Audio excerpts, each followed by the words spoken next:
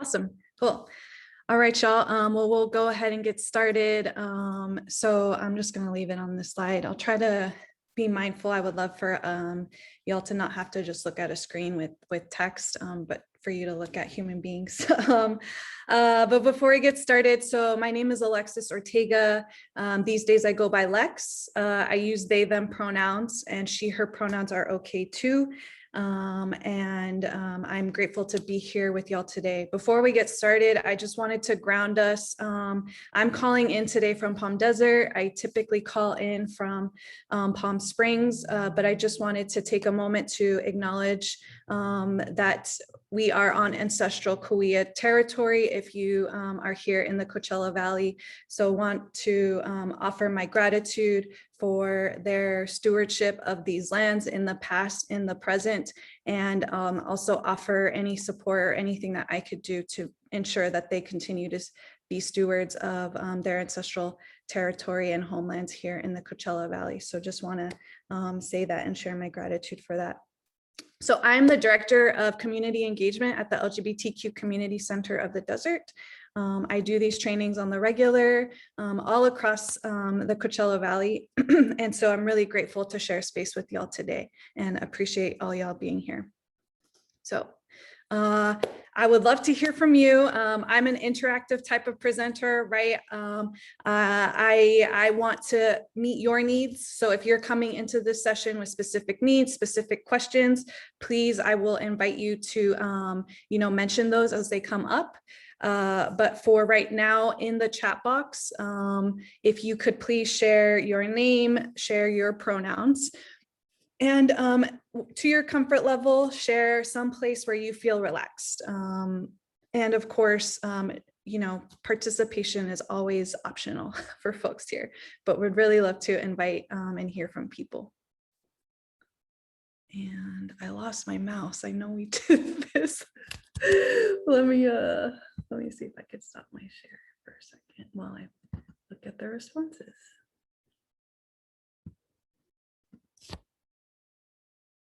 Cool, thank you so much.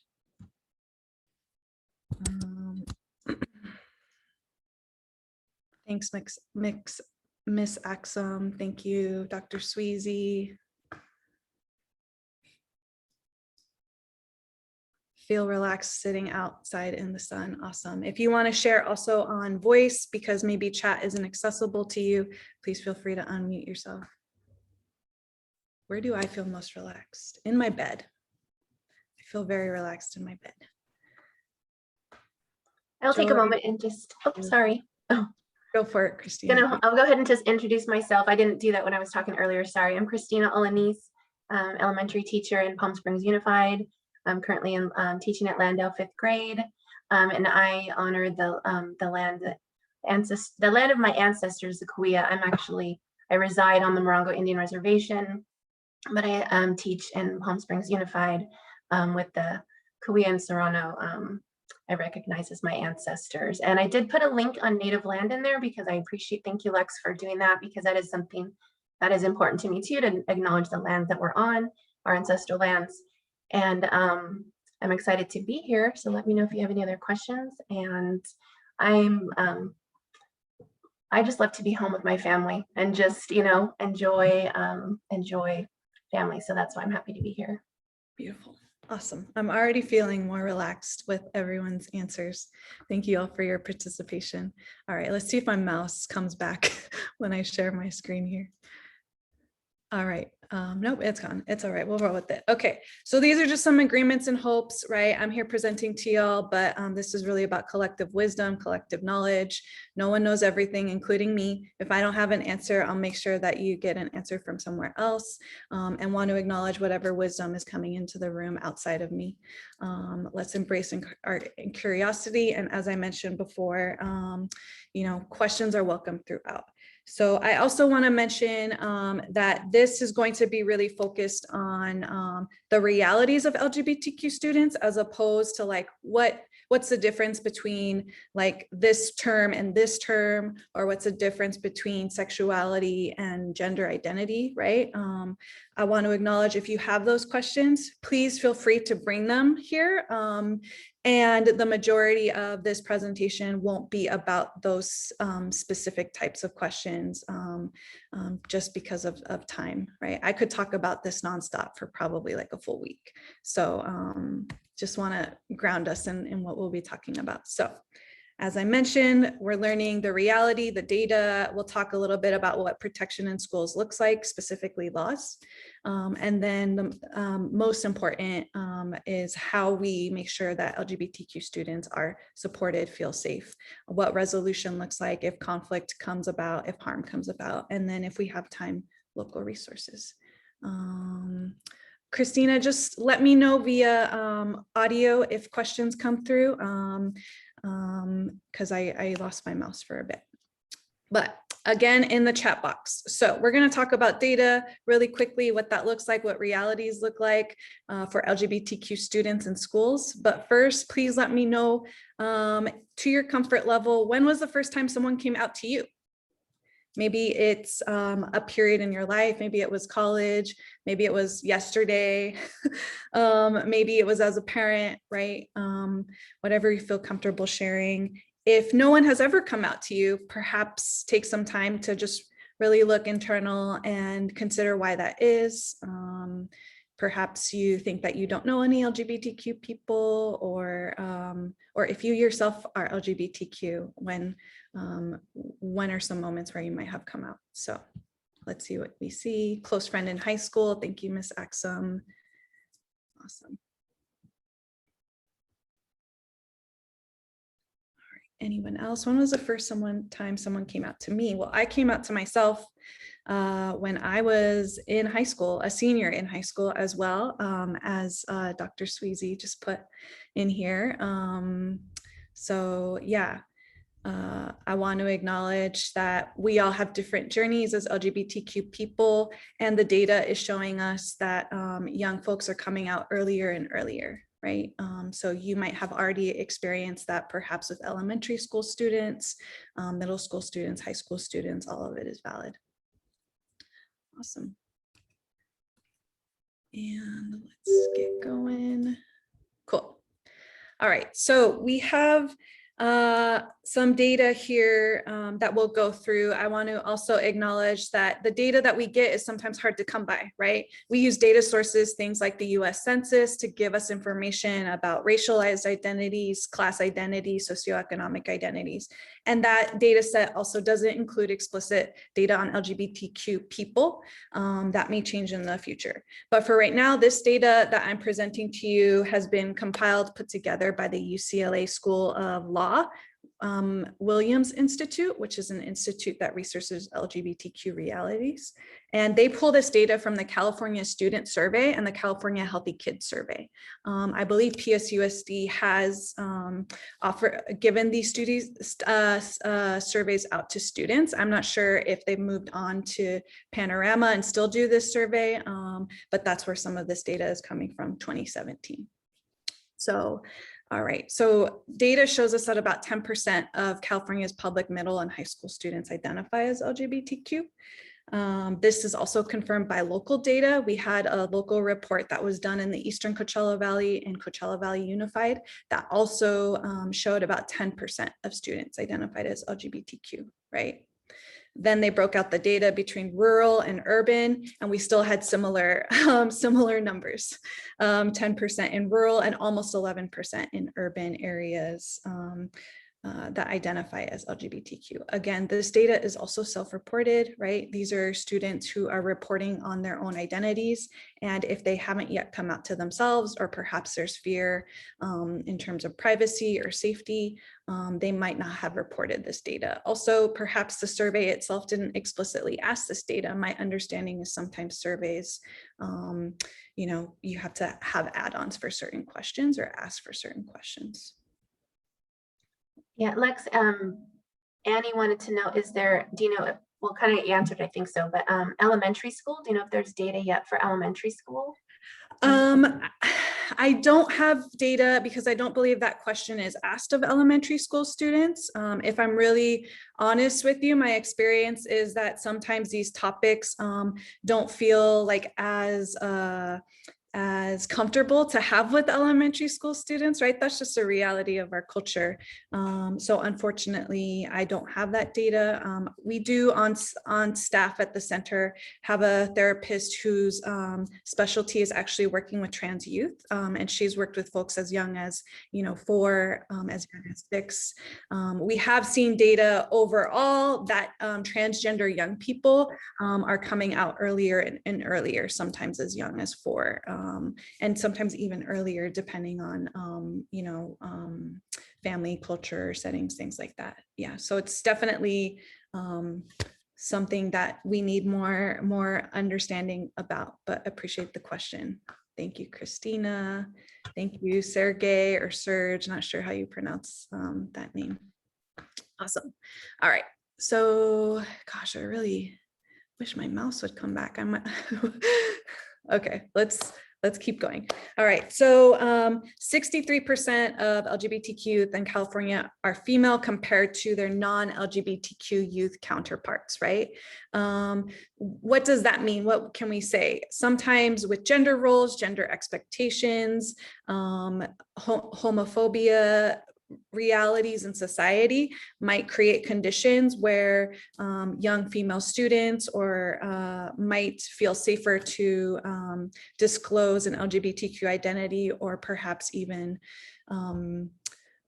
experiment with their identity or be more comfortable doing so, as opposed to boys or young men, right? So I just want to acknowledge that. Also, this data is based on sex. So the terminology sex, which is usually based on biological characteristics, right? Genitals, things like that. And I want to acknowledge that I don't believe this data takes into consideration trans students.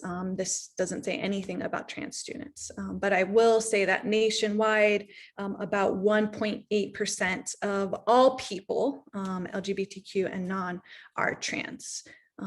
Trans students specifically, it's much harder to get data on trans people, period. And we know that they're a smaller population of the overall LGBTQ population, but because of that, they're often more marginalized, have more needs, are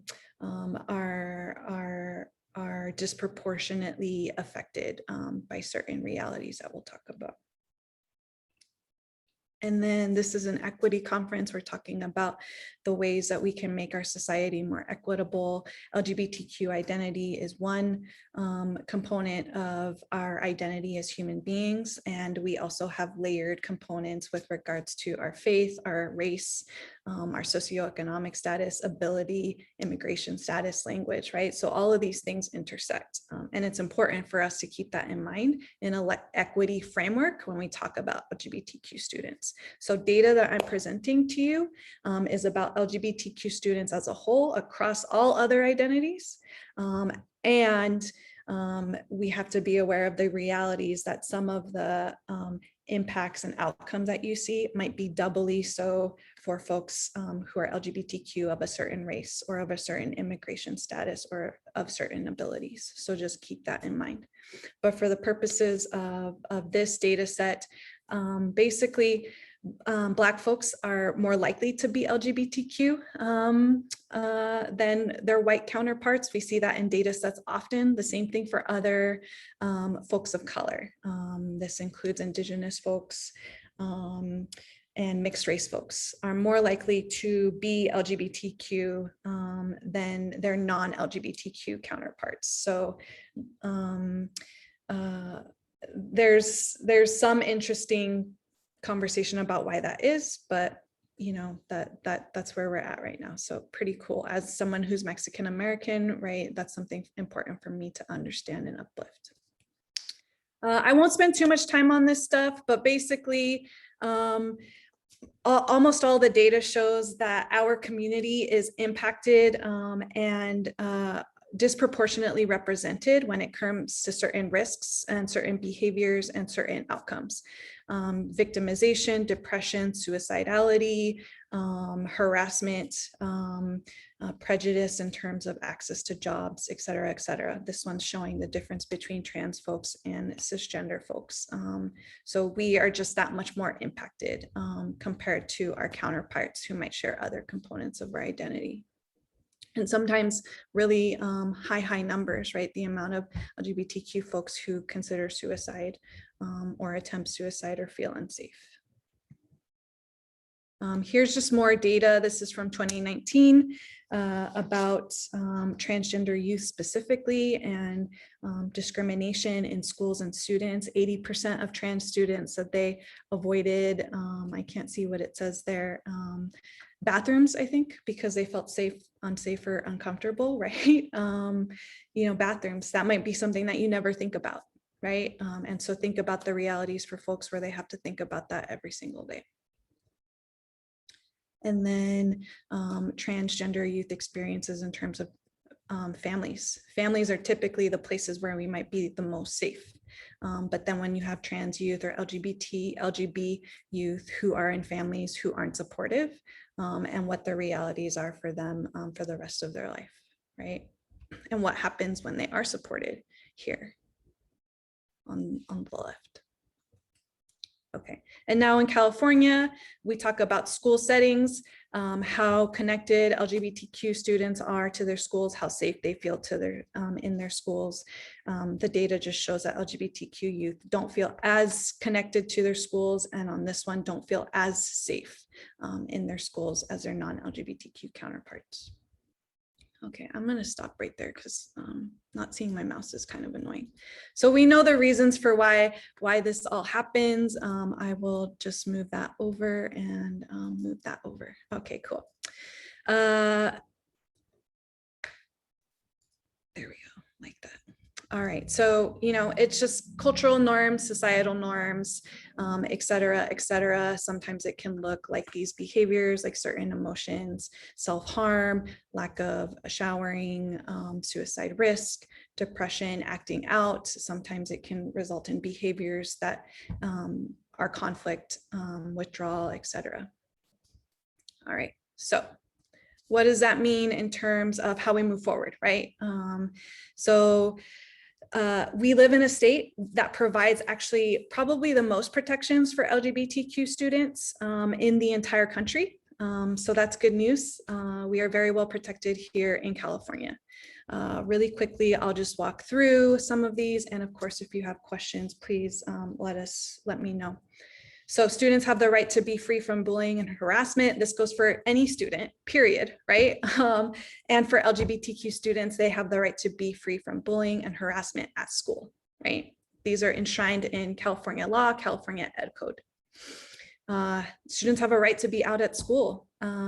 We as administrators or teachers can't tell a student, I mean, we could tell a student that they can't come out at school, but the reality is that they are protected if they come out at school.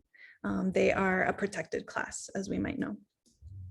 They also have a right to keep their LGBTQ identity private, including from their parents in some instances. There have been cases where LGBTQ students are removed from households if they don't have supportive parents, right? Because we're talking about the health and safety and wellness of students themselves. Again, at the beginning, right, we talked about elementary school. Most of these laws have some case law that protects students who are ages 12 and up. And I will acknowledge that students in elementary school, there's still some murky water with regards to keeping an LGBTQ identity private. And that's because of laws that have been enacted that said a student that is 12 and older can access resources without parent consent, depending on the level of resources that they require. Welcome, Ruby. Welcome to any new folks that we haven't acknowledged. So if a student discloses to you that they perceive their parents to be unsafe and they would like to keep that private, you as an administrator really have to do the due diligence of how do we do this, and also how do we move and support a student to get to a place where they do feel safe and they can be open with their parents, right? Because that's what we want. We don't want students and parents to not be connected, to not know the realities of each other's lives. But sometimes, and students are usually good about knowing this, right? A student is usually good about like, oh, I can't tell my parent, right? They're not down. So how do we as teachers, how do we as administrators just keep having those open conversations? If you are a parent and this concerns you, right? Stay tuned till the end, because I will give you some tools on how you can make sure that your student, that your young person, that your child actually feels safe coming to you, right? There are things that you can do so that are clues to your student that they know that they can come out to you. Students have the right to assert their gender identity at school. If a student is trans or exploring their gender identity, they have a right to explore that at school. And then I'm seeing some news in the chat. News to me, under the impression that a teacher cannot out a student regardless of age. Perhaps that is right, Miss Axum. I don't have as much familiarity with elementary school students. I will say that there are some instances, it's usually around the safety of the student, in terms of, if the administrators have space to talk to a parent, right? Perhaps there might be an older adult in the mix with an LGBTQ student. In that case, you would have to involve the parents. In that case, you would have to involve potentially law enforcement, right? But you are absolutely correct. I would actually err on the side of not outing a student to a parent. And this also goes for administrators as well. So sometimes that can be tough, right? If a student comes out to you as a teacher, that doesn't then necessarily mean that you as a teacher then outs students to the rest of your team, right? You have to be transparent and have a process in place to have a conversation and a discussion with the student about what this means for their school life, about what this means for records, for ID cards, for I'm not sure if y'all use Aries or another school system to take attendance, all of those things, especially if they're changing their name. Students have the right to be addressed by the names and pronouns that match their gender identity.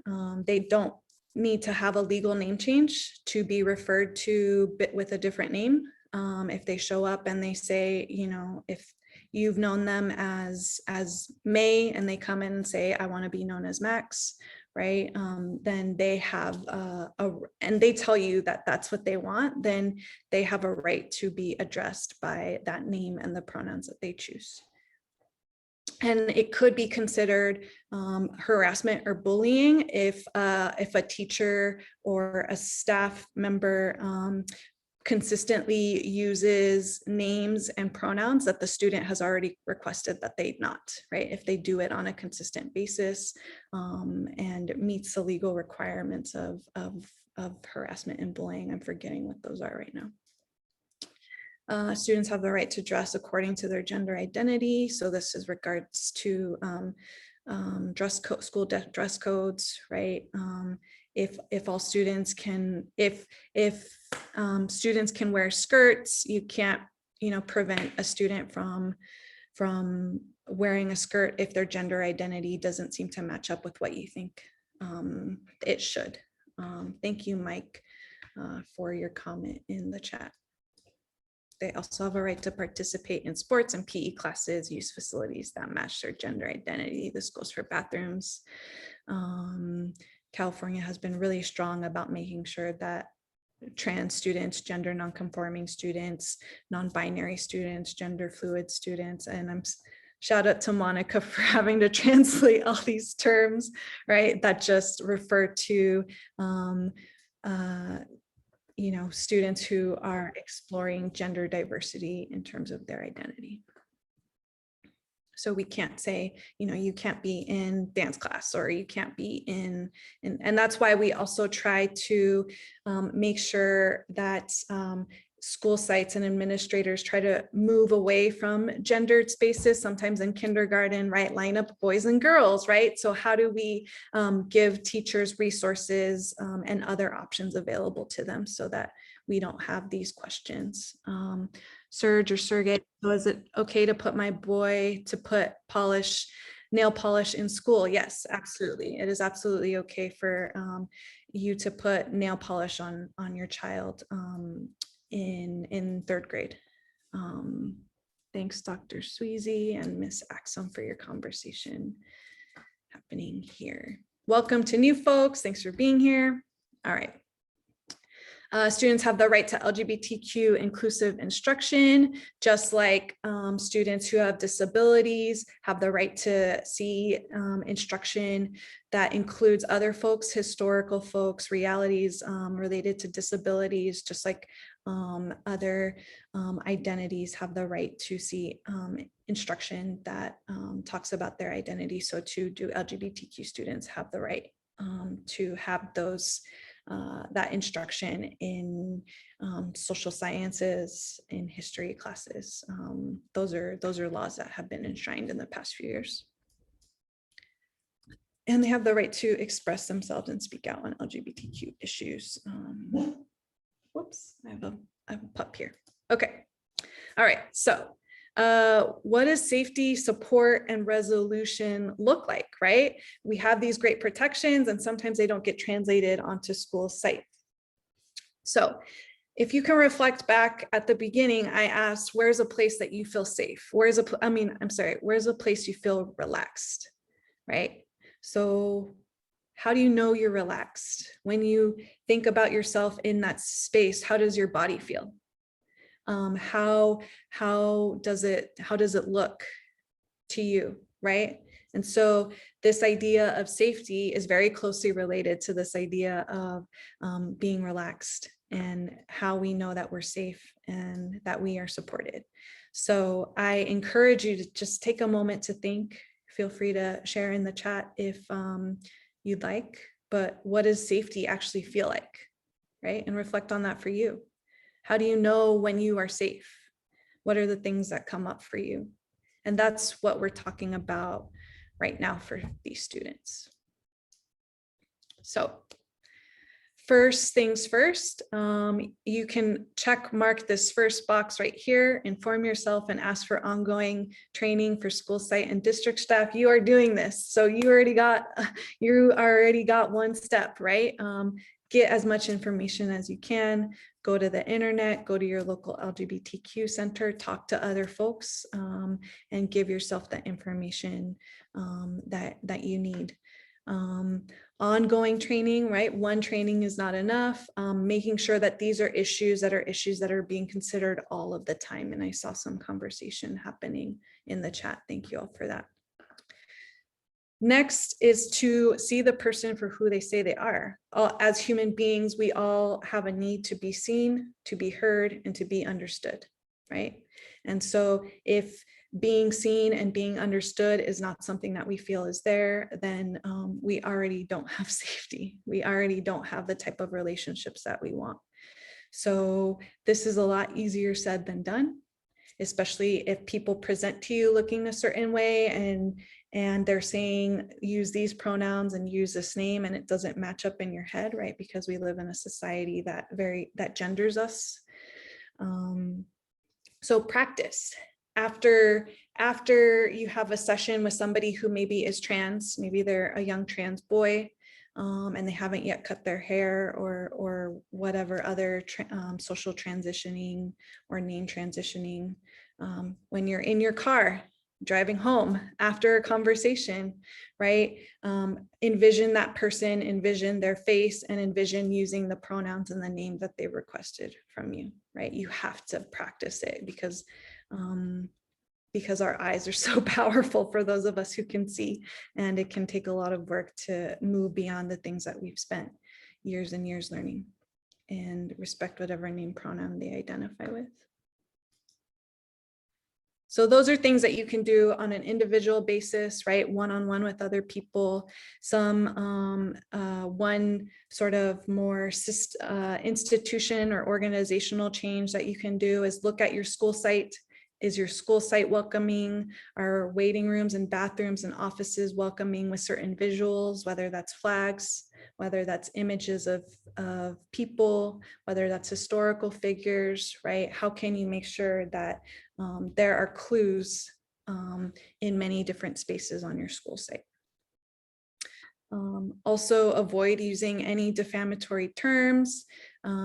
If you're not sure that a term is defamatory, that's okay. That's why we learn. That's why we ask experts, not experts. That's why we ask people who have lived experience, and also understand we're a very diverse community. We have different opinions, but for the most part, if you're saying something with respect, folks can understand that.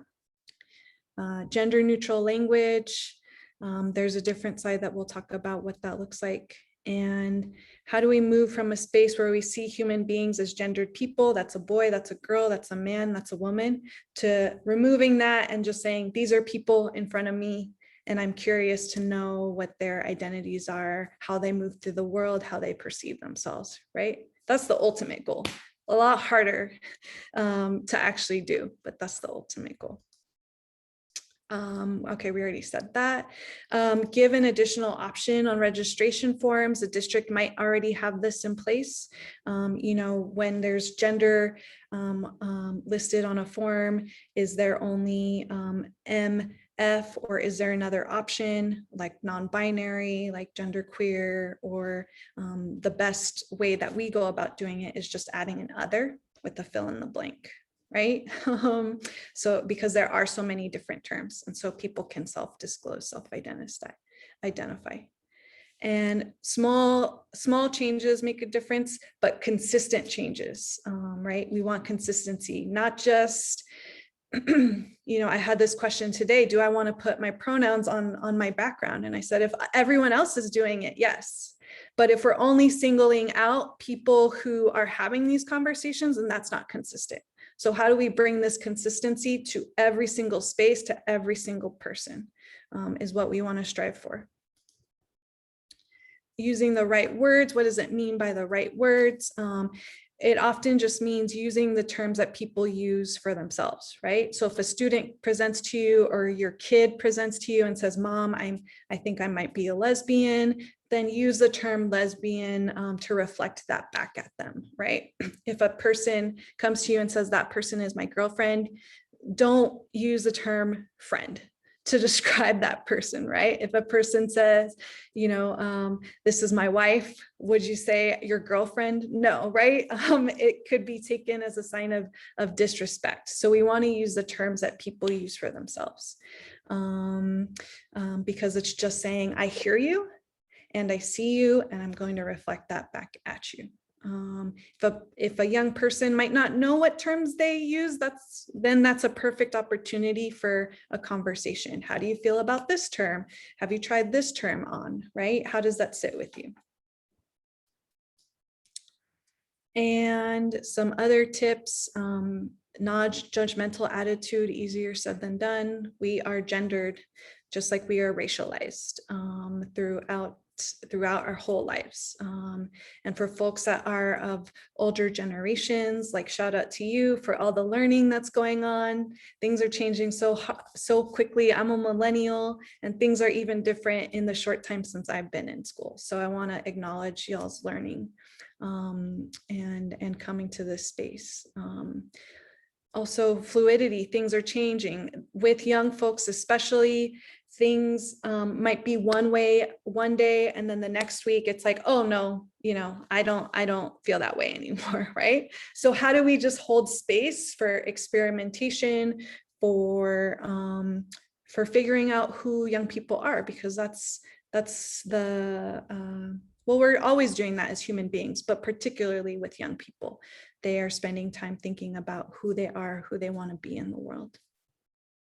And this last one really goes out to any school site staff, any district staff, and also if you're a parent, how do you get to this place where your school site, your district has accountability across the board, right? We want LGBTQ students' experience to be the same at Raymond Cree that it would be at James Workman, that it would be at Cielo Vista, at VDM, at Bubbling Wells, right? We want the experience to be consistent across the board. And sometimes what happens is certain school sites are better than others. So how do we provide resources so that all school sites have consistent experiences for an LGBTQ student? So that phrase about gender neutral language. So what does that mean? What does that look like? How do we avoid using terms that assume opposite sex partners or even opposite sex parents, right? And guardians, right? There are more and more same-sex parents. So instead of saying mom and dad, right? How about your parents? How about your guardians? How about the people who are your caretakers, right?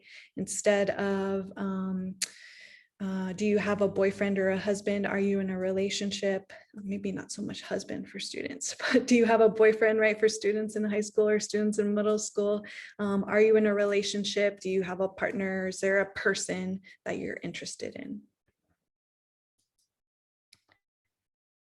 Pronouns and preferred names.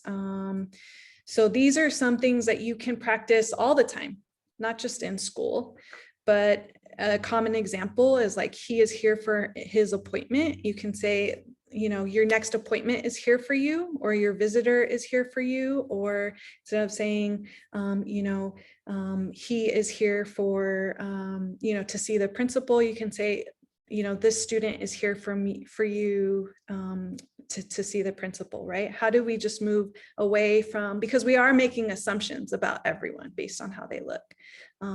So we want to normalize that how somebody looks might not be how they feel inside. And if you don't know, you can always say, you know, how would you like to be addressed? Another option for pronouns is whenever you start meetings, start with yourself. My name is Lex. I use they, them pronouns and she, her pronouns. Can we go around and everyone share their name and their pronouns, just so we're referring to everyone respectfully in the way that they want to be referred, right? Things to avoid. I mean, these are kind of basic.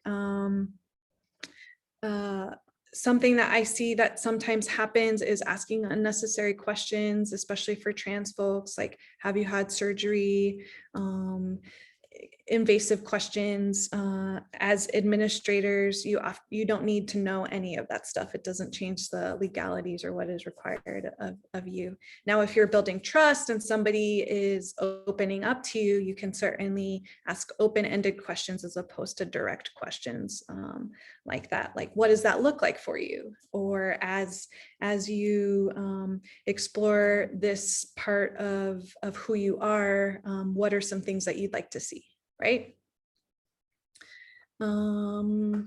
Sometimes staring can be, especially if people present in a way that's kind of what we perceive to be as outrageous or as like just, I don't know, something that we're not used to, right? So how do we just, you know, make sure that we're aware of our face and our eyes, and at the end of the day, every human being is a human being, regardless of what they're wearing, what they might look like. Okay, so what happens if there's a conflict? If you're a parent and your student is saying this is happening at school, or if you're an administrator and you're seeing some conflict happening and you want some resolution, right? Well, first things first, have a conversation with any adults who are involved or perhaps witnessed things, teachers. Have a conversation, talk about what happened with the student in question. If you feel like that conversation is not satisfactory, and here we have, you know, the incoming superintendent, so we can defer to his expertise. But I think sometimes people we care about these young people, we care about these students, we want to make sure that they're safe. And we also have to make sure that we're having conversations, direct conversations with each other. If you feel like you don't get a response from the folks involved, then we go to a counselor, we might go to another school official that we trust, and we also might go to the principal. And how do we move towards resolution in a way that restores relationships, because we want relationships to be at the center of everything that we do. We are being trained and are incorporating restorative practices at the center. There has been some data that LGBTQ students who are bullied are sometimes often bullied by people who are questioning their own identity, and they are lashing out because they're seeing something that they wish that they could do that they feel like there isn't space to do, right? So how do we not perpetuate more harm? How do we move forward, upholding the safety of one student and also recognizing that other students who might inflict harm have other issues that they need to work on? And we don't have to make it an either or. We can create more space for safety and for healing. For folks that feel like a school official or a school site might not be where it needs to be because you've done all the steps, you feel like you've been as open and transparent and you just are getting walls, make sure you document everything. You know, this is specifically for parents, also for LGBTQ students, right? If they're coming up against walls, documenting stuff, there are processes in place. The district knows of UCP procedures, right? That take a lot of time, but this can help uplift potential cases. Hopefully it doesn't get to that point. We want to do those first steps so that because those resolutions are often faster and quicker. Yeah. And please, if you have any questions, things that are coming to mind, feel free to share in the chat. And then this is like the ultimate end. You just like are not getting any support. No one's listening. Constant frustration. Then the final one of the final steps would be to file a UCP. This was information before Dr. Sweezy's impending role. So I'm sure there will be new information if it hasn't already been posted. But for right now, it's still me. So keep me on the slide because we want people to know where to go. So thank you, Dr. Sweezy. Appreciate it. All right. So what about other resources? I'm one person, but there's plenty of tools online, so much more information than even 5 years ago, than even 3 years ago, right? So some resources specific to students, and usually many of these sites have resources in Spanish. My School, My Rights is one specifically for students. With their perspective, their experiences in mind. ACLU has been doing a lot of organizing and work supporting LGBTQ students, Know Your Rights trainings. GLSEN, which stands for Gay and Lesbian Student Education Network, I believe. They're specifically focused on students. Transgender Law Center for a specific transgender experience. They also provide resources if you have students in high school. Perhaps they're about to reach age 18. So if they need support with name changes, with birth certificate changes, gender marker changes, Transgender Law Center is a great resource. And then the National Center for Lesbian Rights does litigation. They do cases. So they're experts on laws and legal requirements. Some local resources that are available to you, your local LGBTQ center. Our logo says the center because in many regions where there are LGBTQ centers, in past years, you know, we wouldn't say the Gay and Lesbian Center, right? We would just say the center. So that's a phenomenon that is still present in many places, but we are the LGBTQ center. So We have, if you know of young people who are 15 and up who need some connection with other LGBTQ youth, this is a space that we have every Friday that's hosted by my staff members. And they just hang out. We're there to just make sure that folks are included, but they just talk to each other, right?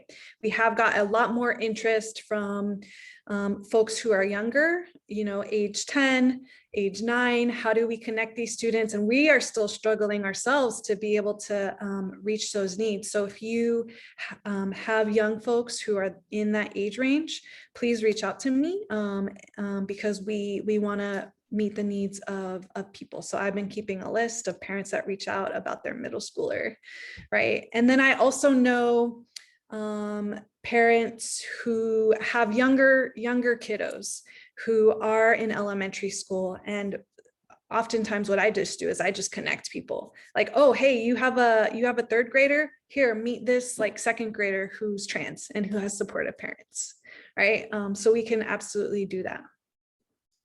If you are a Spanish speaker, we have a Spanish speaking resource group for parents and family members and friends and loved ones who are Spanish speakers, right? So if you need more information in Spanish, every first Friday of the month, we have a virtual group happening for folks here. And if you have transgender specific needs, every Tuesday we have a group virtually online. So this is a mixed group. We have trans folks themselves. We have partners of trans people, parents of trans people, sometimes even close mentors, right? Sometimes it's a teacher, sometimes it's a therapist who come in and they learn from other trans people about the trans experience. So that one is for your own knowledge too. So here's our website. You can find all of our resources here.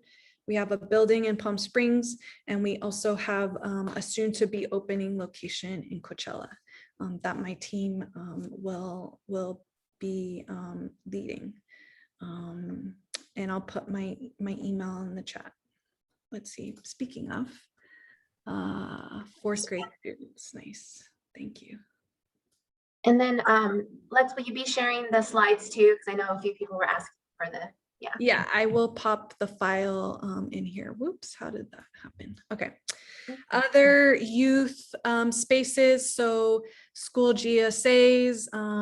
Does your school site have a GSA? If not, check out Safe Schools Desert Cities. You can Google them and their website will show up. There's also a TAY Center, Transitional Age Youth, for specifically age 16 to 25, and they have a lot of LGBTQ programming. And then some more transgender resources that are here locally. I am going to share the PDF. There you go, because I know we're running out of time. Cool. Yeah, and like I said, we are a local LGBTQ center. All of our staff live and work here in the desert. So we are constantly wanting to make sure that we can support folks the best that they can. I know parent needs come up often. We have a great relationship with Ruby, the Family Engagement Center, have worked with the LGBTQ Family Forum. We're doing our best to amp up resources for Spanish speaking folks. And we can connect you to other folks who might have same questions or similar needs. All right, and thank you, Christina, for sharing the survey. So like I said, we're here for you. That's our tagline literally. So please reach out to us. Thank you for all of your participation. My email is in the chat. And I will also share my cell phone because a lot of folks, just contact us via cell. So feel free to send me a text or give me a call because we're not in the building right now. So if you leave a message, it'll get to me somehow, but sometimes it's just easier Oh, sorry. Thank you for that. Let me just pop that in again. And I think we're out of time, right? Yes. Yeah, we're right at time. Thank Cool. you. Thank Stop you. recording.